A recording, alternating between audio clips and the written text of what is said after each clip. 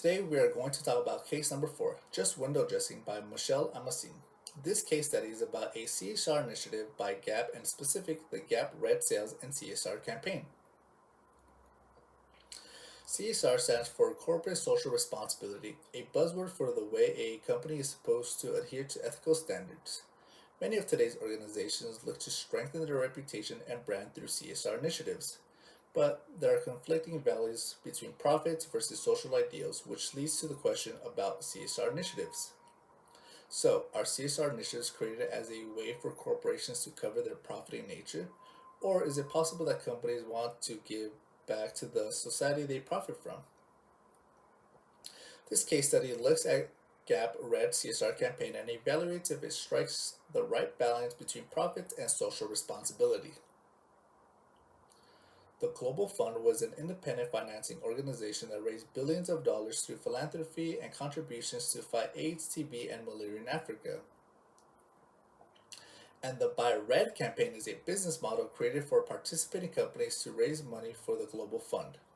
How it works is that companies like Gap produce and sell red branded products, contributing a portion of their red branded profits to the Global Fund, while associating themselves with the fight against AIDS in Africa. Consumers are promoted to spend their money on product red items, believing that they are buying what they need while helping fight AIDS and TB in Africa. Consumers do not pay extra money to purchase a red product, and the partner company, in this case Gap, pays for its contributions to the Global Fund by sacrificing a portion of their profit margin. By 2009, the Global Fund had raised over $13 billion through 44 countries and 11 NGOs, and Product Red campaigns contributed about $130 million to the Global Fund. It is worth noting that from the $13 billion raised total by the Global Fund, only 1% came from the Product Red campaign. And of course, Gap's Product Red contribution is one of amongst hundreds of companies that use the Product Red advertising.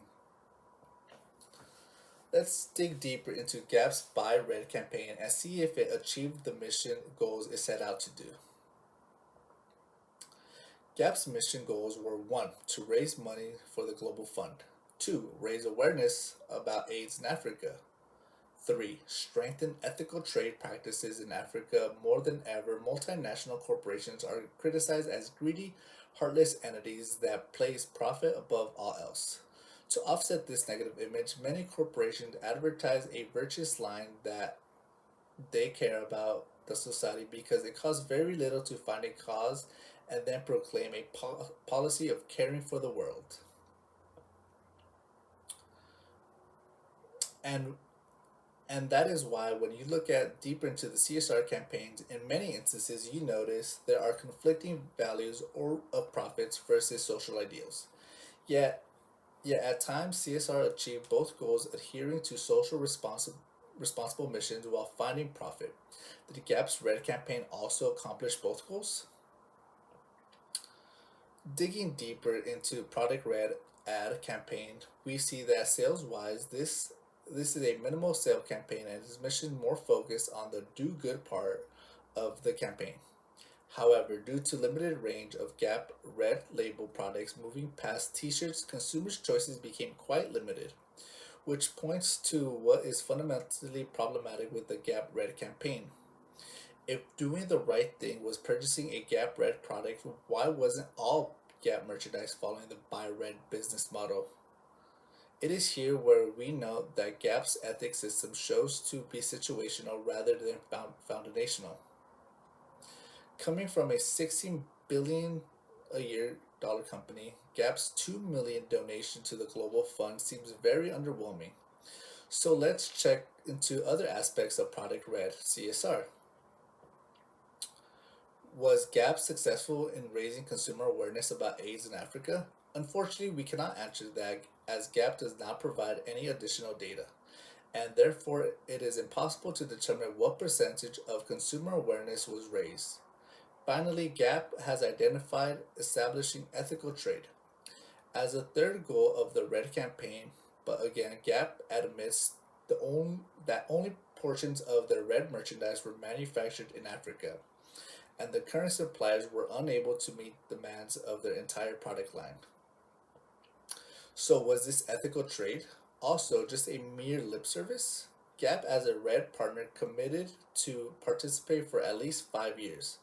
Companies commit for 5 years duration to avoid accusations of being less than genuine in their commitment to social responsibility.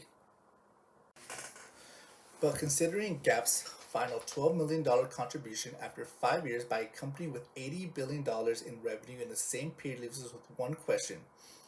Are we satisfied with how little companies give back to our societies? So we see that the problem of huge corporations stating that they are socially responsible needs to be looked at more meticulously.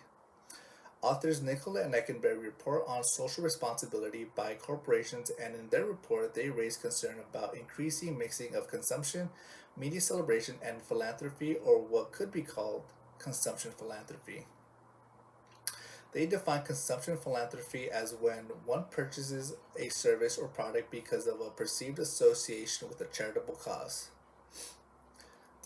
These authors point to a indecisiveness of this type of philanthropy as it creates an appearance of giving back to these multinational companies while disguising the fact that these companies' existence is based in taking away and increasing profits.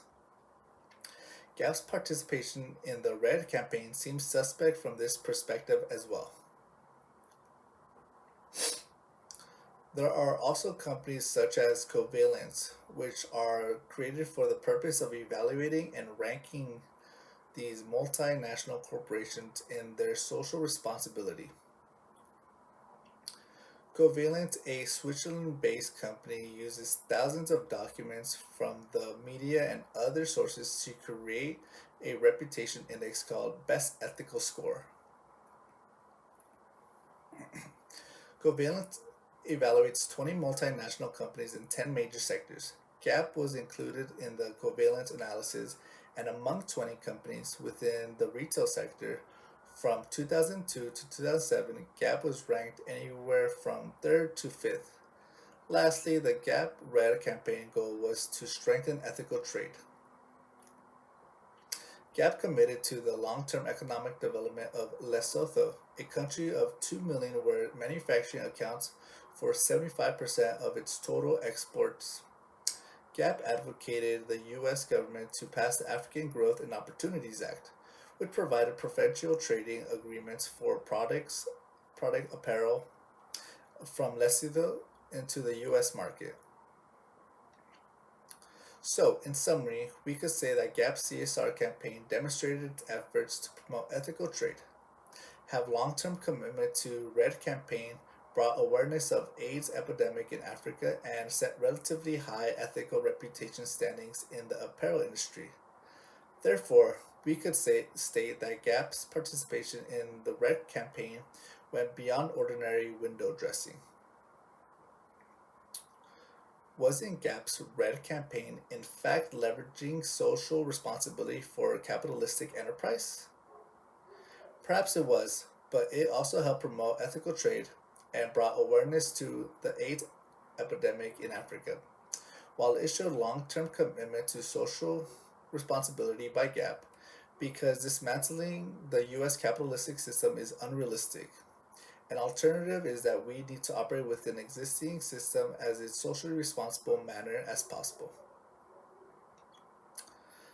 CSR at times seem just a cover for companies to claim they are socially responsible, but from our examination of Product Red by Gap shows, we could critically examine if companies follow through with their social responsibilities.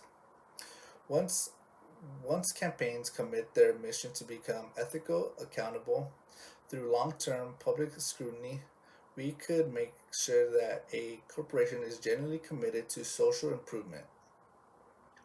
So we must critically examine all commitments to the CSR plan to establish their authenticity. Only by holding companies' feet to the fire of constant critical observations can we make sure corporations follow through ethical practices.